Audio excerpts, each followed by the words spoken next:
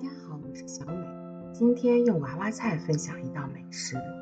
准备一把干粉丝，加入热水，浸泡30秒。粉丝变软后就可以捞出，放在碗中，加入少许的食用油，搅拌均匀，备用。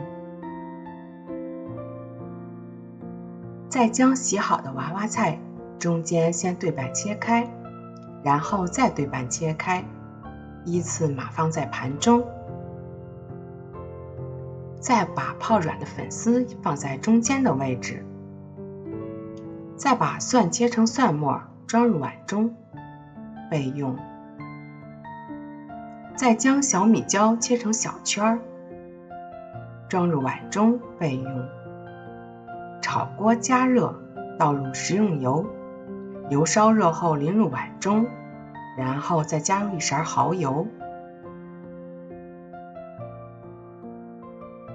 ，3勺生抽，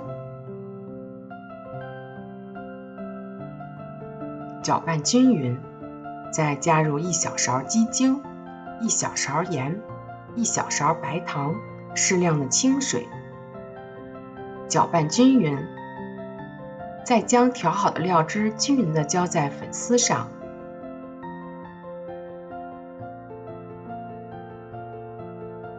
再将它放入蒸锅中，盖上盖子，大火烧开，蒸10分钟。10分钟后取出蒸好的娃娃菜，再在上面撒些青葱末就可以了。这样做出来的娃娃菜鲜香爽脆，营养美味，是一道非常健康的菜肴。娃娃菜中叶酸含量也很高，孕妈妈可以多吃一些。做法简单，如果你喜欢也来试试吧。我是小美，喜欢我的视频就关注我吧，谢谢支持。